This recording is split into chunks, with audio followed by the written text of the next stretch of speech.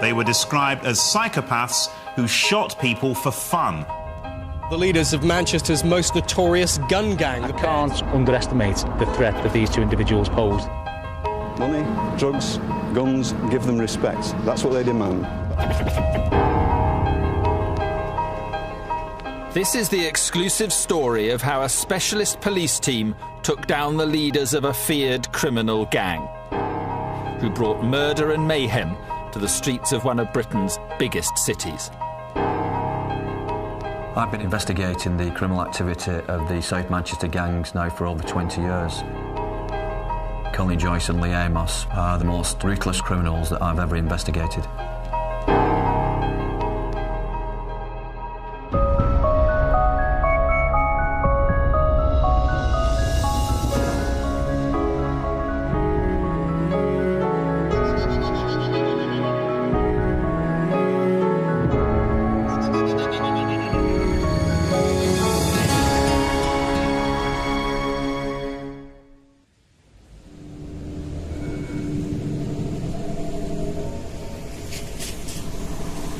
This is Manchester, a city famous for its football teams and its music scene. But it's also earned a less welcome reputation for gun crime.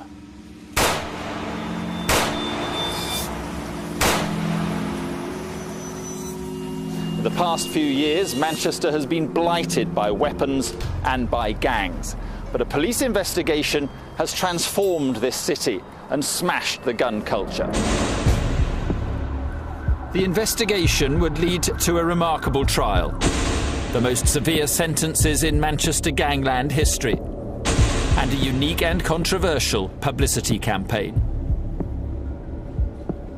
This is the story of how Greater Manchester Police brought down the Gooch gang. Rod Carter is part of Greater Manchester Police's Specialist Excalibur unit, set up in 2004 to tackle Manchester's gangs, many of which operate in the inner city area of Moss Side. Excalibur was needed because too many young people were dying on the streets. OK, we're on Westwood Street in Moss Side now. It's been a hive of gang activity over the years. Just at the junction here, a man by the name of Raymond Pitt was sat in his car when he was shot and killed.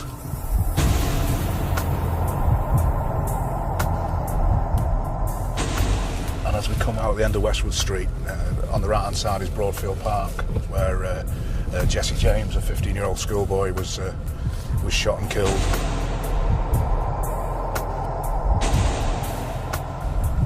If you look to your left, you'll see Alvino's Takeaway, where Benji Stanley, another schoolboy, was shot and killed.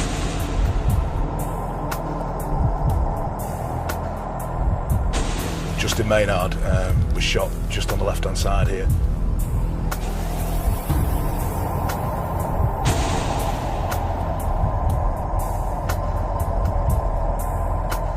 Gun crime became so commonplace in Manchester that the city was given a new name by the press.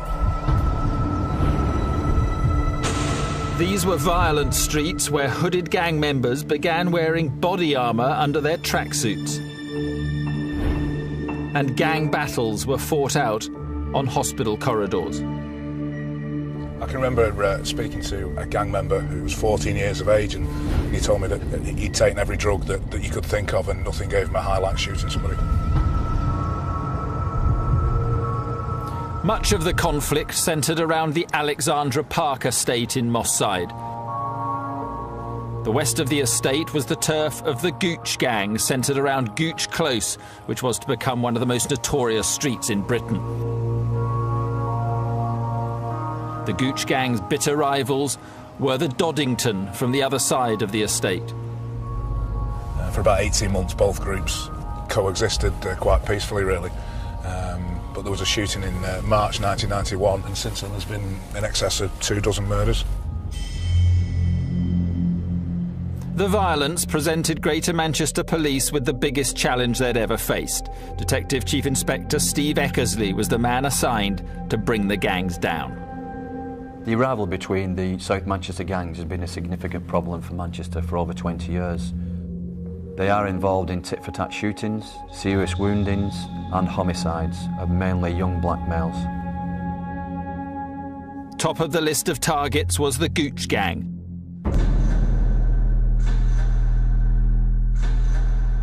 Colin Joyce and Lee Amos were the gang's self-styled generals. They were involved in the criminal use of firearms, gang homicides and the distribution of Class A drugs, which includes heroin and cocaine. They were prepared to use firearms in public areas to murder rival gang members. American law enforcement agencies refer to gang members as being impact players and followers, and I think there's little doubt that Amos and Joyce were certainly the most impactful players involved in the South Manchester gang scene. To speak to them both, they were both quite different characters. Amos always appeared calm and confident. Amos certainly had a reputation around the Moss Side and Longside areas, and he's able to commit acts that most of us would find abhorrent and just be able to walk away from them and carry on as normal. Colin Joyce was a manipulator, and it appeared that quite a few of the other gang members who were not as high up within the hierarchy as him would do things to try and impress him. Both Joyce and Amos had been convicted of firearms offences. The police executed a warrant at a safe house in Moss Side, and in that premises they found a Scorpion submachine gun capable of discharging over 1,000 rounds per minute.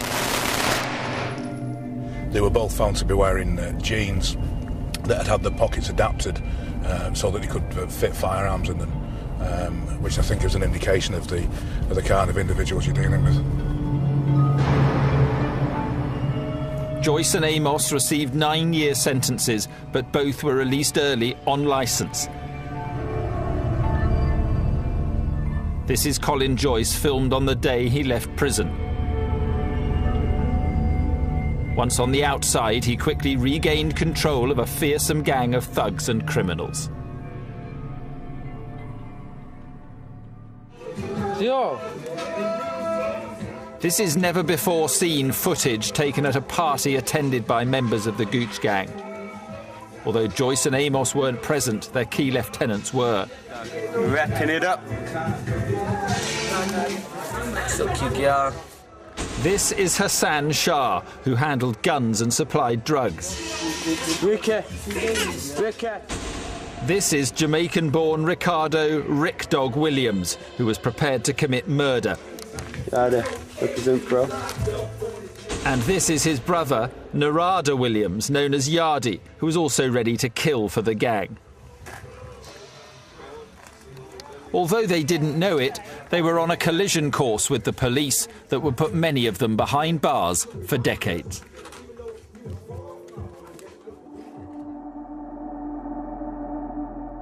In the world of the Gooch gang, respect was demanded, and even the perception of being close to a rival gang could have deadly consequences. Ucal Chin was loosely associated with the Longsight crew, an offshoot of the Doddington gang. But it was enough to make him an enemy of the Gooch. Ucal would be gunned down in a merciless attack.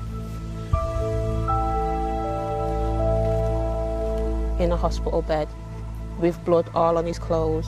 That's the last thing I seen of my brother.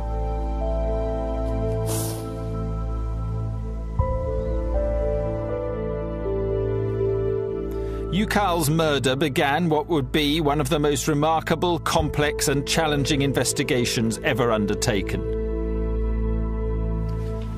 Until recently, Ucal's killers may well have gone undetected, but dramatic advances in investigative techniques would enable police to hunt them down and take them off the streets. The case would rely on high-tech surveillance, DNA profiling, ballistic expertise and complex evidence from CCTV. This exact spot where the fatal shots were discharged and the actual point of where the murder took place has been caught on film.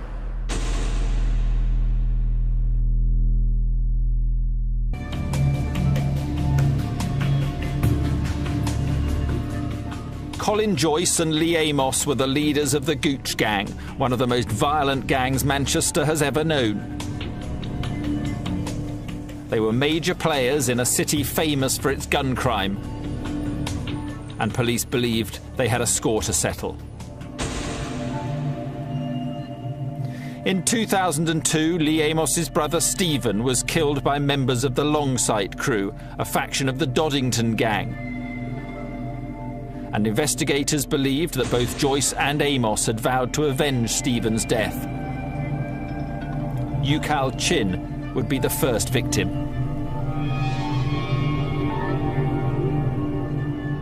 Father of 2 young children, Ucal was loosely associated with the Longsight crew, but he was trying to move away from gang activity and turn his life around. He didn't get the chance.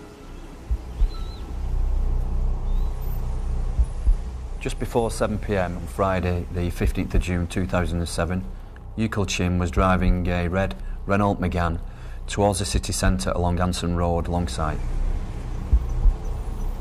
Seconds after he passed through the junction with Dickinson Road, a silver Audi S8 pulled up alongside the vehicle and discharged 7 shots into the red Megane.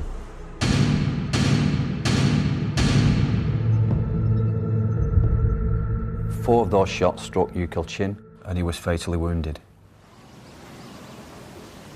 I was in work and then I saw it was his girlfriend's phone and said, they shoot Ucal.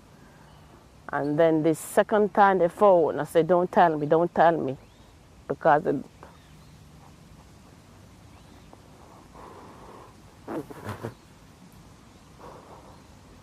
I know the second time what they was going to say, so you could die. And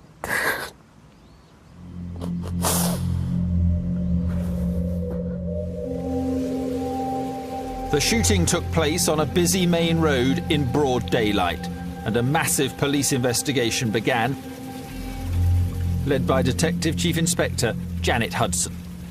We had no witnesses who'd seen the identity of the person who pulled the trigger or a driver. We didn't get the full registration number of the vehicle. We didn't recover the gun from this incident. So when you start to break it down to how am I going to detect this job, it's very difficult.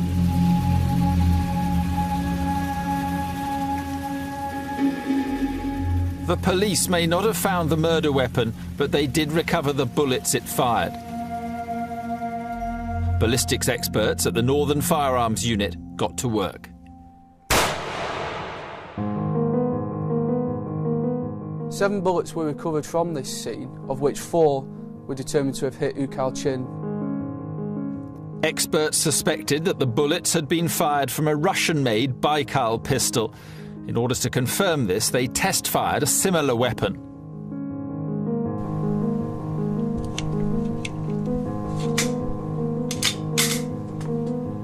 Firing! Firing! One bullet from the murder scene was examined alongside another one recovered from the test. And the rifling marks left as the projectile leaves the barrel were compared. They matched completely. This confirmed that the rifling marks were from a Baikal. The murder weapon that had been used to assassinate Ucal Chin was one that the Gooch gang were very familiar with. In 2007, the Baikal was the weapon of choice by the Gooch gang. It was a weapon that was readily available and they could be purchased for a couple of £100. Detectives now knew the type of gun used in the murder and the fact that this was a popular weapon with the Gooch gang. They were also making progress in another key area. Closed-circuit television systems did not exist 40 years ago, but now they are a vital weapon in the fight against serious crime. In Manchester, hundreds of cameras were recording around the time of the shooting, and some of them revealed in dramatic detail how the murder unfolded. We subsequently established that around 30 minutes prior to the murder, Ucal had been driving through Levenshulme together with his friends. Several cameras picked up the red Renault Megane as it cruised through the city. Cameras also capture the silver Audi cruising the same areas. Police intelligence would later prove that Colin Joyce was inside the Audi. At 6:46 p.m, this bus camera picks up the Megane. As the footage continues, the silver Audi appears. Just a few other vehicles separate the two cars. We are now on a countdown to murder. The silver Audi was probably looking for an opportune moment to carry out the execution. Minutes later, a CCTV camera clearly shows the Audi directly behind the Megane. In just a few seconds, Ucal Chin would be dead. Amazingly, the point at which both vehicles were alongside each other was captured by a CCTV camera from the premises just across the road there, and the actual point of where the murder took place has been caught on film. Here you can clearly see the silver Audi draw directly parallel with the Megane, and it was now that the occupants opened fire. Ucal's car finally came to rest against the telephone exchange box behind me here, and again this was caught on CCTV from a bus that was passing. On the left of the footage, a crowd can be seen gathering around the crashed Megane. But it was too late to save Ucal Chin.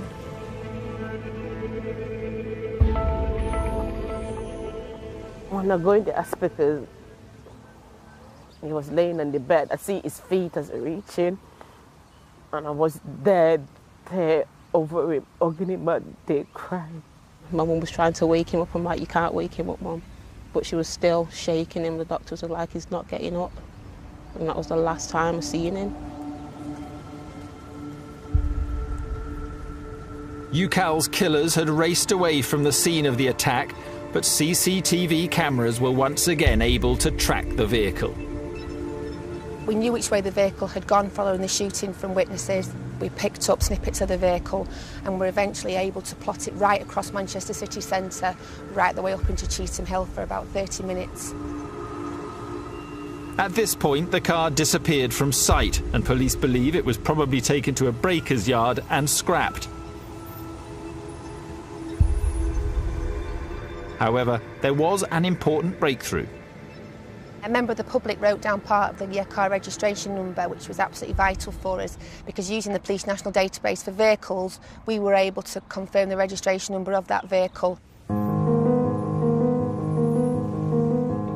The Police National Computer, or PNC as it's commonly referred to, has become a crucial online aid to criminal investigations. Advances in technology now allow police to search for vehicles using only a partial number plate. And the PNC managed to trace the silver Audi used in the attack. It had been purchased in Luton by members of the Gooch gang some 5 days prior to the attack and driven north from Luton to Manchester, where it was stored in Cheetham Hill. Although Joyce and Amos were still officially under supervision by the authorities, in reality, they'd gone on the run. 6 weeks after Ucal Chin's assassination, the Gooch gang were about to strike again. And this time, it would be an even more shocking crime. The fact that these individuals have attacked a funeral, I think is unheard of. I don't think not only in Manchester but in criminal history in the country.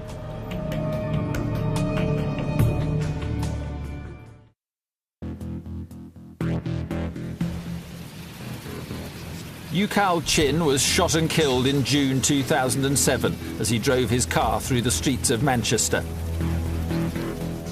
6 weeks later, his family finally got to bury him. And in the evening, people began gathering outside Ucal's house for a wake, which would itself end in death. Among the mourners were several members of the Longsight Crew and Doddington gangs. Colin Joyce and Lee Amos, the leaders of their bitter enemies, the Gooch gang, knew they were there. I don't think there was any doubt that both Lee Amos and Colin Joyce hated members of the LSC and Doddington and those opposed to the Gooch, and the fact that there had been 80 to 90 people gathering in such a small location here, amongst which there would have been several gang members, was too much of a target for them to miss. Just before midnight, the Gooch gang made their move. 2 to 3 vehicles came on from this direction and came towards the junction here, where they stopped and shots were discharged into the group of people. There was people outside screaming, and they was pushing each other to come in the house, and they say, "They shoot Tyrone." I said, "No, not Tyrone, not Tyrone."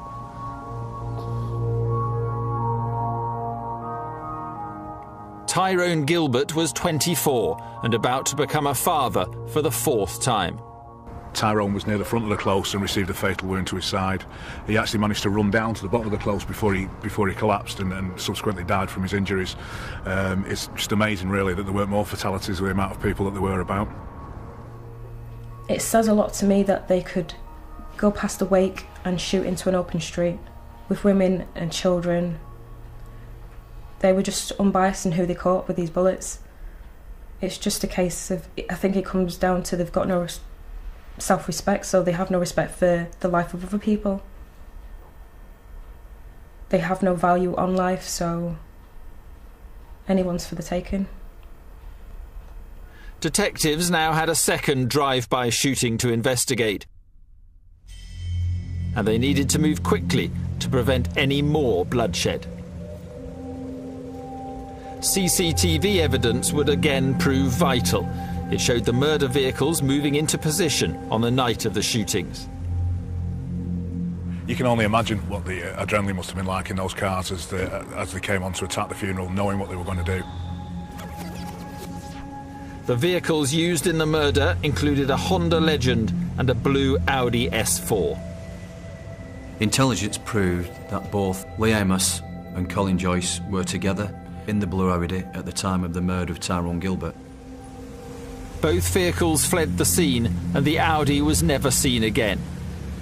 But police did recover the Honda Legend.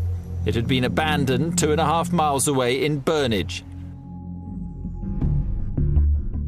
This is the car that the killers fled from, now stored in a police compound in Manchester. There's quite a significant amount of both ballistic and forensic evidence recovered. In fact, you can see in the door frame here where a bullet has passed through, where one of the assassins has been sat in the seat and discharged his weapon through the window. The vehicle itself had been disguised somewhat by having the rear windows blacked out. Some of this material has been removed now in an attempt to recover fingerprints. The rear window is still blacked out, however. Quite a lot of the evidence within the vehicle was key in securing convictions on a number of the individuals who stood trial with Joyce and Amos. Police were about to get their next major breakthrough in the investigation. A balaclava was found snagged on barbed wire near the scene of the abandoned Honda Legend. Officers now turned to forensic science in their efforts to solve the case. The Forensic Science Service assists over 120,000 police cases every year. Often it is a forensic scientist working diligently out of the spotlight who provides the crucial pieces of evidence in an investigation. And the recovered balaclava certainly held some secrets. Being a balaclava, there's a high likelihood of saliva being transferred from the person wearing the balaclava. We test for the presence of saliva using a test paper which will change colour from white to blue.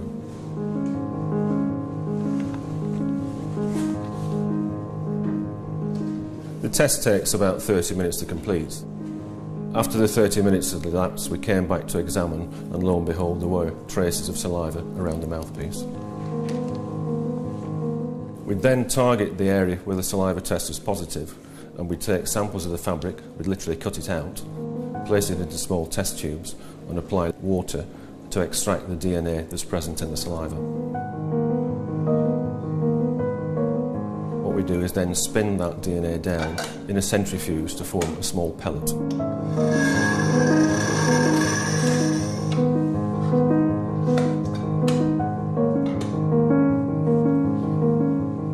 The pellet extracted from the balaclava was sent off to be analysed at the National DNA Database in London. Set up in 1995, the database currently holds the records of around 5 million people. 30,000 samples are added to the database each month, taken from items recovered from crime scenes and police suspects. The DNA pellet came up with a match. Aaron Campbell was a prominent member of the Gooch gang, with convictions for violence and drug-related offences. Aaron Campbell was arrested and interviewed by the police. He accepted that at some point he had worn the balaclava, but not that day and not in the Honda Legend. It became vital to prove that Campbell had worn the balaclava inside the car, and the forensic scientists were able to do just that. A tape lift produced fibres from the balaclava, and samples were also lifted from the car. These are the fibres from the balaclava, and these are the fibres recovered from the car seat. Minuscule identical microfibres were found on both samples, proving the balaclava had been inside the Honda Legend. To give some idea of the size of the fibres, the individual fibres are perhaps a 25th of the width of a human hair. The wearer DNA belonging to Aaron Campbell linked him to the balaclava. It also linked him to the Honda Legend, and as we know, the Honda Legend was linked to the drive-by shooting of Tyrone Gilbert. Forensics had tied the Gooch gang to another murder. Tyrone's death has devastated the family. Mum was a strong person, but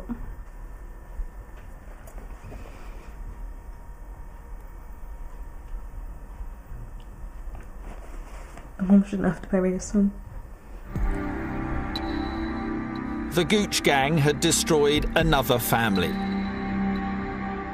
But cracks were starting to appear and the police were closing in. Ballistics experts were about to add to the weight of evidence mounting up against the gang. First, they were able to identify the murder weapon used to kill Tyrone Gilbert. This is the actual bullet that killed Tyrone, recovered during the post-mortem. Once again, microscopic analysis revealed its source. The bullet recovered from Tyrone Gilbert was fired from a revolver similar to this Colt revolver here.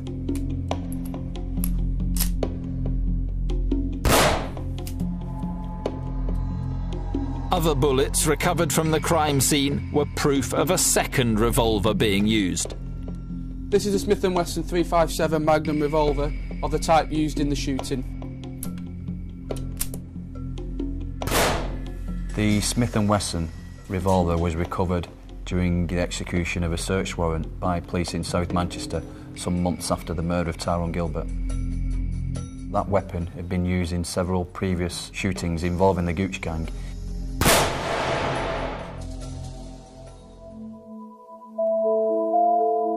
Colin Joyce and Lee Amos were on the run, but they and the rest of the Gooch gang were now having every aspect of their lives investigated by officers. And police now found evidence linking Joyce and Amos to the second murder vehicle, the blue Audi S4.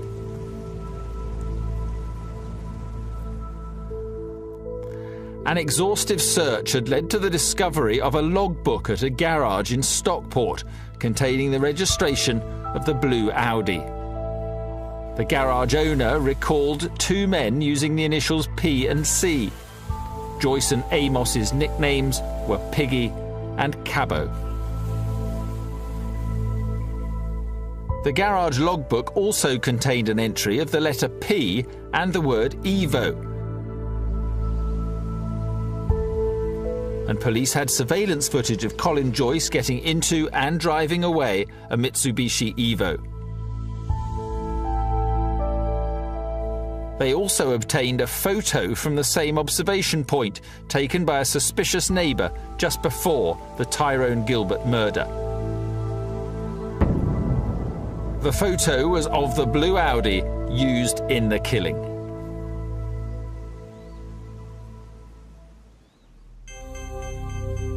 The evidence against Joyce, Amos and the rest of the Gooch gang was substantial, and one by one, they were all arrested.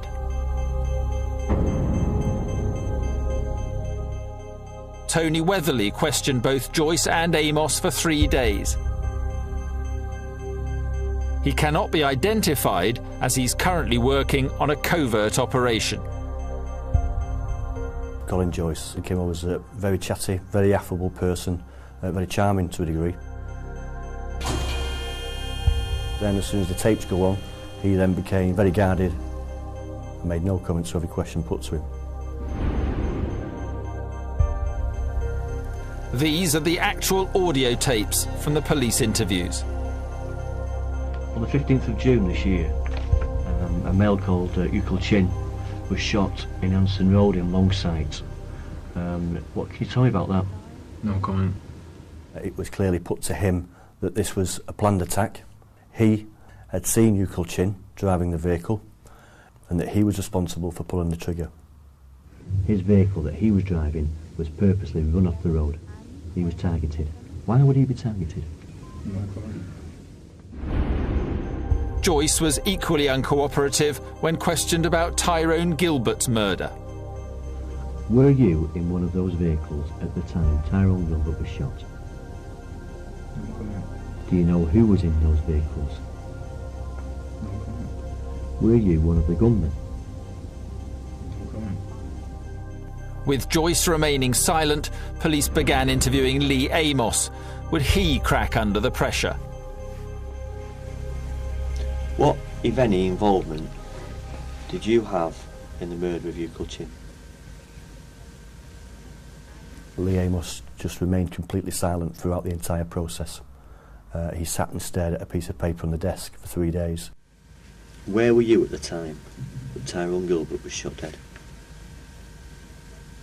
There was no reaction from him at all, no facial expression from him, other than at the point where I asked him to discuss with me the murder of his brother. I know that in 2002, in February 2002, you had a brother, Stephen, who was shot and murdered in Ashton-under-Lyne. Is that correctly? At that point, there was a reaction from him.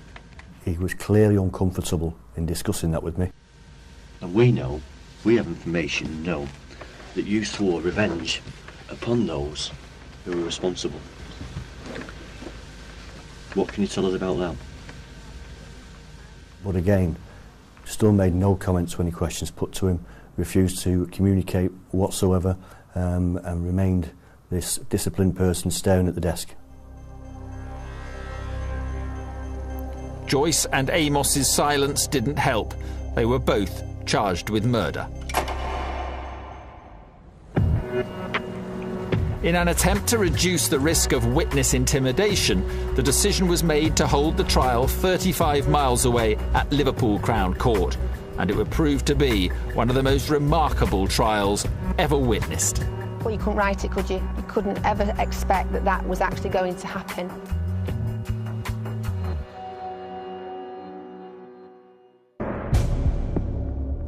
Colin Joyce, Lee Amos and 9 other members of the Gooch gang were now awaiting trial for offences ranging from firearms possession to murder. But ensuring their convictions would, in itself, be a complex challenge. That's because convictions wouldn't be possible without witnesses, and witnesses in gang trials are very hard to come by. 50,000 pages of evidence were scrutinised by a team of prosecution lawyers, but the most difficult task was persuading people to talk. Most witnesses go through a variety of emotions. You know, they start off feeling confident, then they feel a bit nervous, then they feel anxious. And it's almost like a process of worry. So we made a commitment to these witnesses that we would be with them throughout this trial and that we would be there basically 24 hours a day. Support ranged from going for a cup of tea with them, sitting with them, to full protected status where their identity has changed and they are moved away. Whatever it was that they needed to help them through that stage. This group of people had already killed 2 people, and you can't lose sight of that when you're protecting your witnesses. The most important witnesses were those who were closest to the gang. We heard evidence from people who'd been associating with the gang members for a period of 4 years. Some of them admitted their own criminality, the fact that they were engaged in gang activity, drug dealing, possession of firearms. One witness told police about gang members coming to their house, packaging drugs in their kitchen and passing around handguns. Another told how they had been asked to store the Honda Legend car in their garage in the days leading up to Tyrone Gilbert's murder, and had later been ordered to burn the vehicle's documents in an attempt to destroy evidence. I think for some of these witnesses what they did was life-changing. I think that some of the witnesses were stuck in a cycle of crime in which they were being used by the gang members and they couldn't get out of that cycle. The threat of witness intimidation was very real. One of the defendants managed to get hold of a mobile phone in his prison cell and telephoned one of the key witnesses and made a plea to him not to give evidence. Narada Williams was the man who made the call. Amazingly, the witness managed to record the conversation. Between me and you, I can't take this prison no more. I've been in here a year, bro, and if they sentence me, I'm never going to come out, bro. I can't handle it. He was obviously shaken up by it because he believed that they knew where he was by the fact that he'd received the phone call. I remember him saying that he thought at one point they might be outside. Help us out, man. Help us out. I'm begging you. I ain't got nothing no more. I got nothing. Only thing that I can think of, and I know you're going to disagree with me, is just say, yo, I tell you the truth. I've been lying. You can't get thrown in pen. They can't throw you in pen. I'm telling you that now. They can't throw you in pen. Well, you couldn't write it, could you? You couldn't ever expect that that was actually going to happen. And I've not spoken to that witness since, but he got through it. Despite the intimidation, the community had had enough. With witnesses now pledging to give evidence, dawn broke on the day that Greater Manchester Police had feared might never arrive. The trial of the Gooch gang began.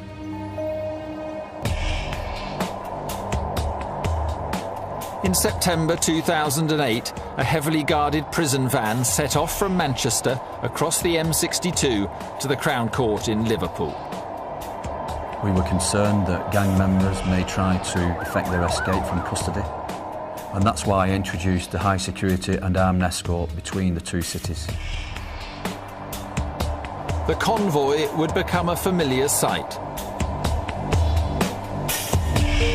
The trial was to be the longest and the largest in the history of Greater Manchester Police. The trial itself was like no other trial I'd ever attended. It lasted nearly 6 months, and the twists and turns that went on a day-to-day basis were unbelievable sometimes.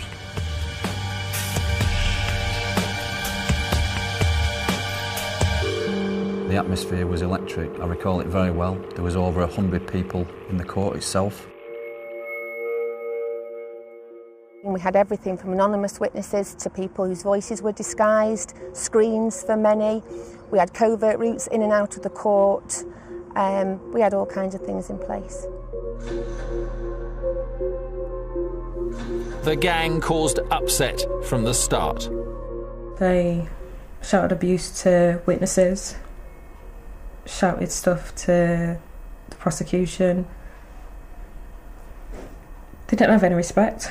They love to see people acting weak around them. They like to feel the power. Every day is like something inside burning up. To see they just sit there laughing. It was like a playground for them. The intimidatory tactics failed.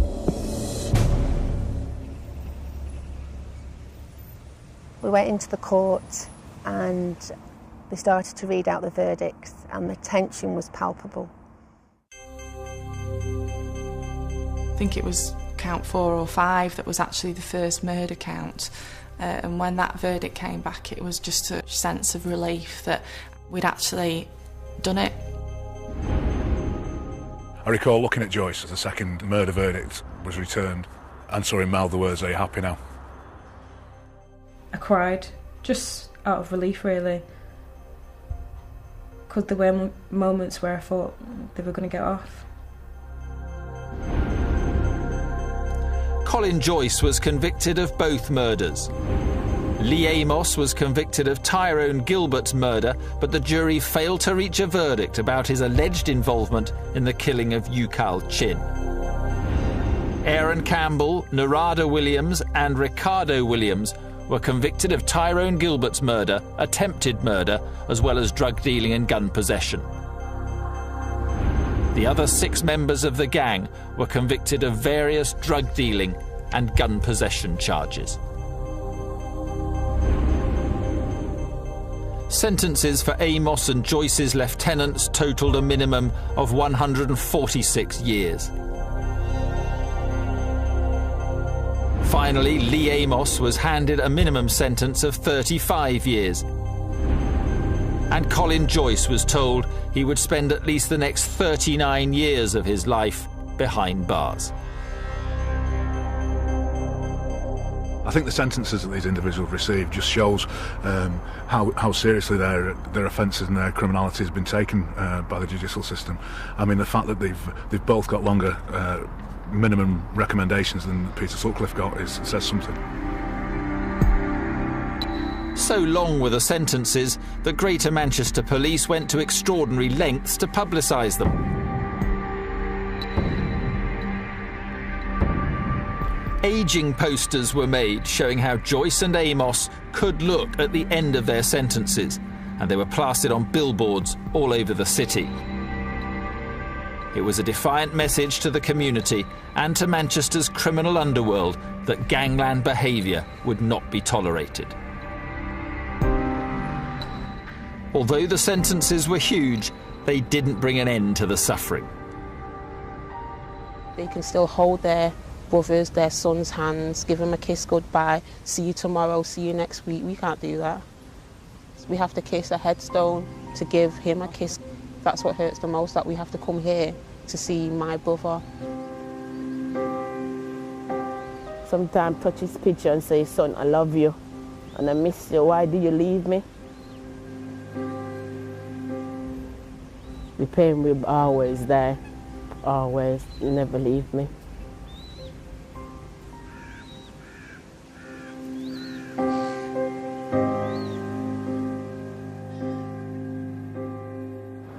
This case was solved by a combination of innovative policing and good old-fashioned detective work. It took 11 dangerous men off the streets, and it brought to an end a period of lawlessness which hopefully Manchester will never see again. Since the arrest and charge of Lee Amos, Colin Joyce and the rest of the gang, we've seen a significant reduction in the number of firearms incidents across Greater Manchester. Gun crime in the city has fallen by almost 60% in 2 years. For a 16-month period, there wasn't a single gang-related shooting. But for officers like Rod Carter, the fight goes on. We're on duty every evening of the week, and we'll be dealing with any gang-related or firearms-related incidents that may occur throughout the evening. The Excalibur anti-gang unit, working with the help of the community, continues to tackle gang activity taking guns and drugs off the streets. It's definitely felt safer. It feels more united as a community now. The whole problem hasn't gone away. There's always younger boys that are going to want to fill their shoes. But there's definitely been a change. Despite all the negative press Manchester's received over the years, being referred to as Gunchester because of the gang violence, you can't forget that this is South Manchester, South Central LA, and individuals such as Joyce and Amos come along very, very infrequently, and I don't think the city's ever seen the likes of them before, and hopefully they won't again. In my opinion, Colin Joyce and Lee Amos had decided that they were now invincible. What we were able to show was that the community and the police together were a far bigger gang than their gang.